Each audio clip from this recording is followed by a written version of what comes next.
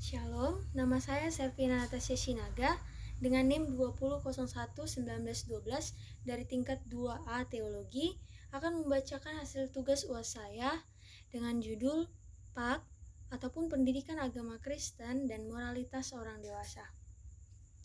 Moralitas itu sangat penting bagi orang dewasa karena dipakai pada pengajaran pendidikan agama Kristen. Tanpa adanya pendidikan agama Kristen, orang tidak akan mengerti cara moral yang baik. Pengertian dari moralitas. Moralitas merupakan keseluruhan norma-norma, nilai-nilai, dan sikap moral seseorang ataupun sebuah masyarakat. Nilai-nilai moral itu sendiri berada dalam suatu wadah yang disebut moralitas karena di dalamnya terdapat unsur-unsur keyakinan dan sikap batin dan bukan hanya sekedar penyesuaian diri dengan aturan dari luar manusia. Moralitas ini bersifat intrinsik dan ekstrinsik. Intrinsik ini berasal dari diri manusia itu sendiri, sehingga perbuatan manusia itu baik ataupun buruk terlepas atau tidak dipengaruhi oleh peraturan hukum yang ada. Sedangkan jika intrinsik ini kini merupakan realitas bahwa manusia itu terikat pada nilai-nilai ataupun norma-norma yang diberlakukan dalam kehidupan bersama. Moralitas ini sendiri artinya keadaan nilai-nilai moral dalam hubungan dengan kelompok sosial. Moral berasal dari kata Latin ataupun bahasa Latin yaitu mores, yang artinya tata cara dalam kehidupan adat istiadat kebiasaan. Tingkah laku yang bermoral artinya tingkah yang sesuai dengan nilai-nilai tata cara ataupun adat yang ada dalam suatu kelompok. Para ahli menyebutkan beberapa pengertian moral. Antara lain, yang pertama, menurut Merriam-Webster, moral adalah mengenai atau berhubungan dengan apa yang benar dan yang salah dalam perilaku manusia, yang dianggap benar dan baik oleh kebanyakan orang sesuai dengan standar perilaku yang tepat pada kelompok ataupun masyarakat tersebut. Yang kedua, menurut Kamus Psikologi, moral adalah mengacu kepada akhlak yang sesuai dengan peraturan sosial atau menyangkut hukum atau kebiasaan yang mengatur tingkah-tingkah laku. Yang ketiga, menurut Hurlock, definisi moral menurut Hurlock adalah perilaku yang sesuai dengan kode moral kelompok sosial. Moral sendiri berarti tata cara ataupun kebiasaan yang dikendalikan oleh konsep-konsep moral ataupun perilaku yang menjadi kebiasaan bagi suatu anggota budaya. Yang keempat, menurut Dian Ibung, moral adalah perilaku yang berada dalam suatu lingkungan sosial dan mengatur tingkah laku seseorang. Yang kelima, menurut Maria Assumpta, arti moral adalah aturan-aturan mengenai sikap dan perilaku manusia sebagai seseorang manusia. Yang keenam, menurut Sonny Keraf. Menurut Sonny Keraf, moral dapat digunakan untuk mengukur kabar baik dan buruknya sebuah tindakan manusia. Sebagai manusia, mungkin masyarakat atau manusia yang memiliki posisi tertentu atau pekerjaan tertentu. Yang ketujuh, menurut Zainuddin Saifullah Nainggolan, pengertian moral adalah suatu tendensi rohani untuk melakukan standar dan norma yang mengatur perilaku seseorang dan masyarakat. Yang kedelapan, menurut Kaplan, pada tahun 2006, ia menganggap bahwa moral mengacu pada akhlak yang sesuai dengan peraturan sosial atau menyangkut pada hukum ataupun adat kebiasaan yang mengatur tingkah laku. Yang kesembilan, menurut Wanta pada tahun 2005, moral adalah sesuatu yang berkaitan dengan ada hubungannya dengan kemampuan menentukan benar, salah, dan baik buruknya tingkah laku. Yang kesepuluh, menurut W.J.S. Podarminta, definisi moral diartikan sebagai sebuah ajaran moral dari perbuatan baik dan buruknya perilaku. Yang ke-11, menurut Dewey Ia berpendapat bahwa masalah-masalah moral yang berkaitan dengan nilai-nilai moral itu sendiri. Dan yang terakhir, menurut Baron, ia menganggap bahwa aturan-aturan moral terkait dengan pelarangan dan mendiskusikan tindakan yang benar ataupun salah. Macam-macam moralitas dibedakan atas beberapa macam. Yang pertama, moral murni. Moral murni merupakan moral yang terdapat pada setiap manusia sebagai suatu perwujudan pancaran ilahi. Moral murni sering juga disebut sebagai ilmu nurani. Yang kedua, moral terapan. Merupakan moral yang didapat dari berbagai ajaran filosofi, agama, adat yang menguasai pemutaran manusia. Adapun ciri dari moralitas menurut tokoh yang bernama Magnus Suseno terbagi atas 3 ciri. Yang pertama, berani berbuat dengan bertekad, bertindak sesuai dengan tuntutan profesi. Yang kedua, sadar akan kewajibannya. Dan yang ketiga adalah memiliki idealisme yang tinggi. Moral terbagi atas beberapa bagian jenis yang ada pada seseorang dan dapat dilihat dari penampilannya serta perilakunya. Nilai moral juga bermacam-macam. Adapun beberapa di antaranya yaitu moral ketuhanan. Jenis moral ini adalah segala hal yang berhubungan dengan tingkat religius ataupun keagamaan seseorang yang berdasarkan pada ajaran agama tertentu serta pengaruhnya pada diri seseorang.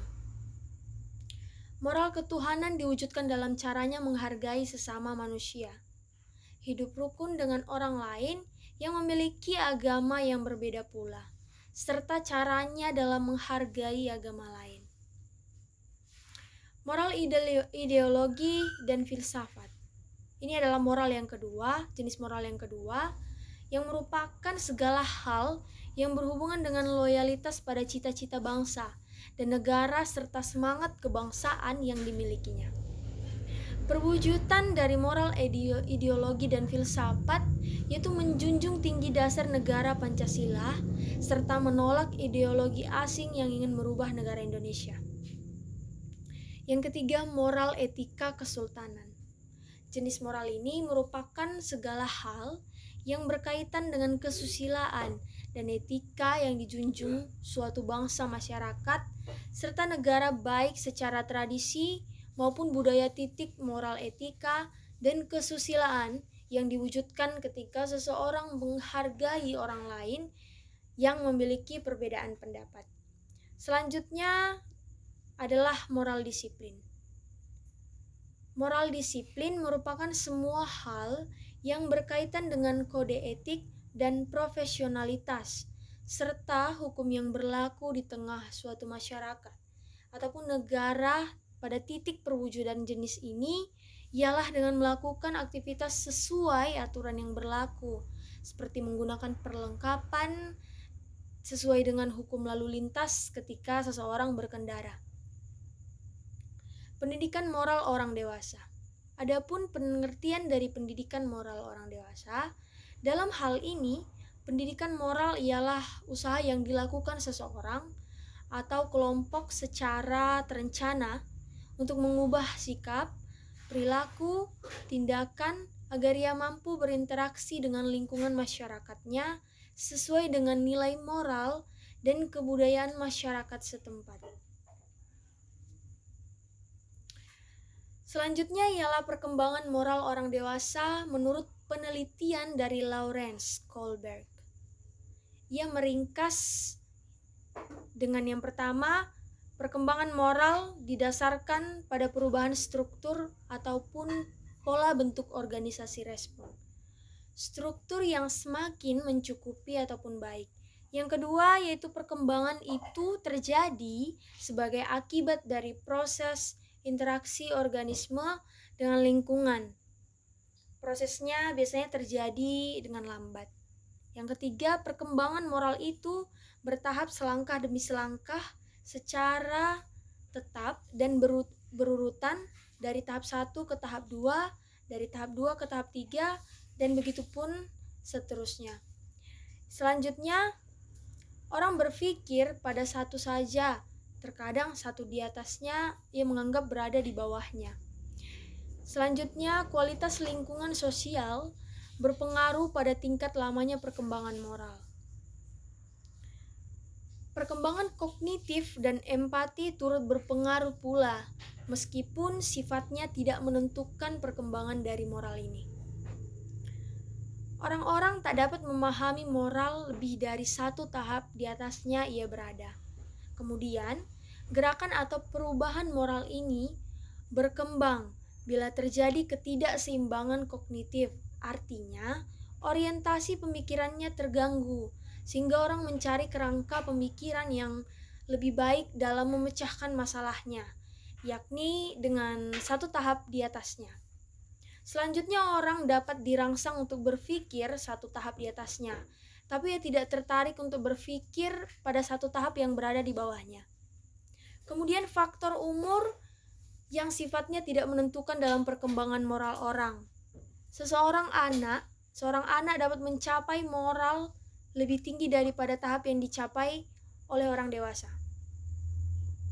Adapun faktor yang mempengaruhi dari perkembangan moral, yang pertama, kurangnya perhatian dan pendidikan agama oleh keluarga. Yang kedua, pengaruh lingkungan yang tidak baik. Yang ketiga, tekanan psikologi yang dialami. Yang keempat, gagal dalam studi ataupun pendidikan. Yang kelima, peranan media massa. Yang keenam, perkembangan teknologi modern. Kemudian ada permasalahan dalam perkembangan moral beserta solusinya. Yang pertama, menumbuhkan pendidikan moral di era globalisasi. Dalam menumbuhkan pendidikan moral di era globalisasi yang mempunyai sisi positif dan negatif. Sisi lain bahwa arus globalisasi adalah harapan yang akan memberikan kemudahan bagi kehidupan manusia, namun dapat juga merugikan. Dengan perkembangan teknologi dan informasi, ini bisa berguna untuk mengakses berbagai informasi dari seluruh belahan dunia, bahkan sampai ke pelosok-pelosok.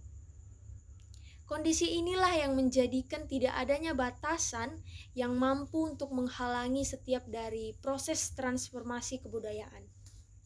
John Naisbitt menyebutkan kondisi seperti ini adalah gaya hidup global yang ditandai dengan berbaurnya budaya antara bangsa, seperti terbangunnya tata cara hidup yang hampir sama, serta kecenderungan yang sama, baik dalam makanan, pakaian, hiburan, dan setiap aspek kehidupan manusia lainnya.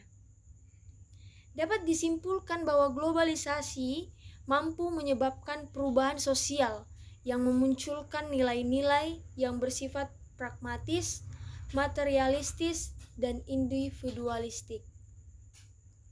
Masuknya budaya westernisasi atau budaya kebarat-baratan menjadi penyebab turunnya dari moral bangsa Indonesia saat ini. Dalam hal ini, budaya tidaklah salah, namun yang salah adalah bangsa yang tidak bisa menyaring hal yang baik. Dengan masuknya budaya asing ke negara kita, sekarang orang menganggap bahwa free sex atau materialisme adalah hal yang biasa. Ini merupakan hal yang sangat memprihatinkan, mengingat banyak remaja yang melakukan hal tersebut. Tumbuhnya budaya materialisme dapat dilihat dari banyaknya orang yang bergaya hidup mewah tanpa memperdulikan ke depannya. Kemudian perkembangan dari teknologi yang dapat meningkatkan turunnya moral dengan kemudahan orang-orang dalam mengakses internet menjadi semena-mena dalam mencari gambar ataupun video porno. Dalam hal ini, jika tindakan terus dilakukan maka akan merusak moral bangsa karena pikiran mereka sudah dimasuki oleh doktrin-doktrin barat yang kadang salah. Selanjutnya, lemahnya mental generasi bangsa. Lemahnya moral dapat disebabkan karena karakter yang kurang baik. Karakter tersebut akan menjadi watak perilaku seseorang dalam menjalani kehidupan. Untuk mengatasi masalah tersebut, maka perlu diupayakan pembentukan karakter sejak dini. Nah, selanjutnya yaitu tahapan perkembangan moral. Teori perkembangan moral menurut Kohlberg dibagi menjadi 3 level dan 6 tahap, karena masing-masing level terdapat 2 tahap, antara lain yang pertama level prakonfesional. Pada level ini, pribadi begitu tanggap dengan peraturan-peraturan kebudayaan dan penilaian baik atau buruk. Namun baik atau buruk tersebut dimaknai sebagai akibat fisik dari tindakan ataupun hukuman fisik, penghargaan, tukar-menukar, serta kecondongan pertamanya dalam hubungan dengan orang lain ialah menghindari hukuman ataupun menggapai peningkatan kenikmatan. Pada level ini terbagi lagi menjadi 2 tahapan. Tahapan yang pertama yaitu orientasi hukuman dan kepatuhan. Dalam tahapan ini, baik atau buruknya tindakan ditentukan oleh akibat fisik yang akan dialami, sedangkan arti atau nilai manusiawi kurang atau tidak diperhatikan. Menghindari hukuman dan menuruti pada kekuasaan tanpa mempermasalahkannya. Tahap yang kedua, individualisme. Dan tujuan dalam tahapan ini ialah tindakan seseorang selalu diarahkan untuk memenuhi sendiri dan terkadang juga kebutuhan orang lain. Unsur-unsur keterbukaan dan saling tukar-menukar adalah prinsip tindakan yang hal tersebut dimaknai dengan cara fisik dan pragmatis. Selanjutnya level konvensional. Pada level ini seseorang hanya memenuhi harapan kelompok, keluarga, ataupun bangsa di mana dianggap sebagai sesuatu hal yang memiliki nilai dalam dirinya sendiri. Oleh karena itu, kecondongan seseorang di dalam tahapan ini menyesuaikan dirinya dengan berbagai aturan-aturan dalam masyarakat. Pada level ini terbagi lagi menjadi 2 tahapan, yaitu norma-norma interpersonal. Dalam tahapan ini seseorang memiliki pandangan bahwa tindakan yang baik ialah tindakan yang menyenangkan atau menolong orang lain serta diakui oleh orang lain. Seseorang lebih cenderung berlaku sesuai dengan lingkungan sosialnya. Adapun tujuannya ialah untuk hubungan sosial yang memuaskan. Tahapan yang kedua, orientasi hukum dan ketertiban. Pada tindakan ini, seseorang mengarah pada kekuasaan, aturan-aturan yang ketat dan ketertiban sosial. Tindakan yang baik adalah memenuhi kewajiban, mematuhi hukum, menghormati kekuasaan, dan menjaga tertib sosial adalah suatu tindakan moral yang baik bagi dirinya. Kemudian ada level post-konvensional. Pada level ini ada upaya untuk menjelaskan nilai-nilai dan prinsip moral yang mempunyai dasar dan dapat diterapkan terlepas dari otoritas kelompok ataupun seseorang yang berpegang dengan prinsip-prinsip tersebut, dan terlepas pula dari pemahaman seseorang sendiri terhadap kelompok tersebut.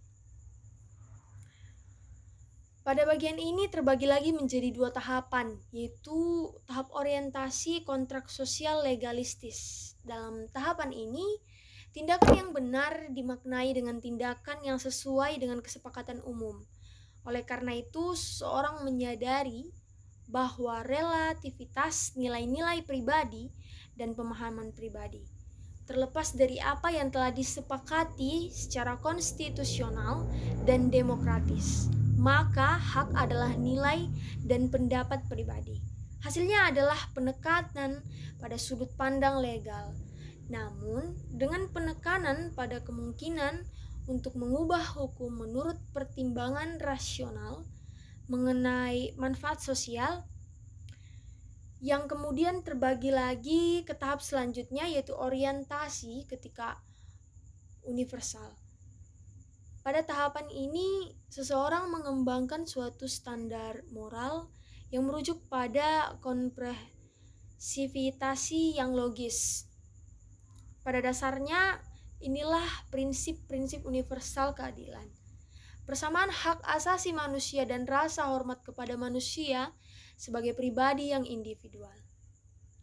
Hubungan antara pak dan moral, ketika kita berbicara tentang moralitas, maka kita akan membahas tentang sopan santun, baik buruk, apa yang tabu, dan apa yang boleh, serta apa yang dianjurkan. Dalam hal ini, ketika manusia mempunyai moralitas, berarti ia mempunyai rasa malu, rasa takut, rasa senang, rasa marah, dan rasa bangga. Dalam kehidupan sehari-hari, adat merupakan sumber moralitas. Contoh, ketika kita memberikan sesuatu dengan tangan kanan dan bukan dengan tangan kiri. Apabila dengan tangan kiri, dia harus mengucapkan ataupun mengatakan kata maaf, permintaan maaf. Karena itu merupakan hal yang tidak sopan dan tidak bermoral. Lalu kebiasaan selanjutnya yaitu mengunjungi orang tua pada hari besar agama seperti Natal dan Tahun Baru. Dalam pendidikan agama Kristen, sebagai orang yang bermoral,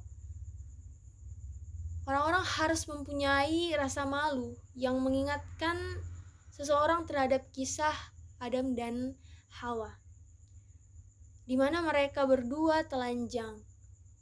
Mereka tidak berbusana, namun mereka tidak merasa malu. Tertulis dalam Kejadian 2 ayat 25.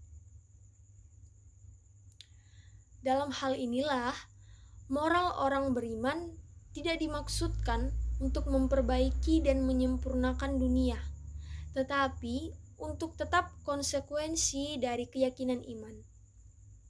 Dalam iman, manusia menyerahkan diri secara total kepada Allah yang diakui sebagai nilai tertinggi dan mutlak. Kemantapan ini dapat memperoleh wujud dalam kemantapan moral. Dan yang menjadi kesimpulan dari pembahasan moral terhadap pendidikan agama Kristen ini ialah ajaran yang menekankan pada moral, mental, dan rohani seseorang. Penekanan pendidikan mengarah pada 3 aspek pendidikan, yaitu pengetahuan, keterampilan, dan sikap yang terjadi pada proses belajar mengajar secara sistematis yang memiliki tujuan untuk membimbing dan mengarahkan agar memiliki kesadaran dalam kedewasaan dan kematangan yang ia miliki, serta dapat ditunjukkan dalam berbagai hal, baik dalam moralitas maupun mental dan spiritualitasnya. Moral adalah perbuatan, tingkah laku, dan ucapan seseorang dalam berinteraksi dengan manusia. Penilaian terhadap moral diukur dari kebudayaan masyarakat setempat. Jadi ketika seseorang berbicara tentang moralitas, maka ia akan membahas ataupun membicarakan tentang sopan santun, baik buruk, apa yang tabu, dan apa yang boleh serta apa yang dianjurkan. Ketika manusia sudah memiliki moralitas, berarti ia mempunyai rasa malu, rasa takut, rasa senang, rasa marah, dan juga rasa bangga. Demikianlah pembacaan dari tugas UAS saya, yaitu mengenai moralitas pemuda dan apa hubungannya terhadap pendidikan agama Kristen. Dan saya sudah membacakan beberapa pandangan para tokoh-tokoh ataupun ahli mengenai moral terhadap pemuda ataupun pemudi yang ada dalam negara Indonesia ini. Demikian pembacaan tugas saya. Jika ada pengucapan yang salah, saya mohon maaf. Saya ucapkan terima kasih. Shalom.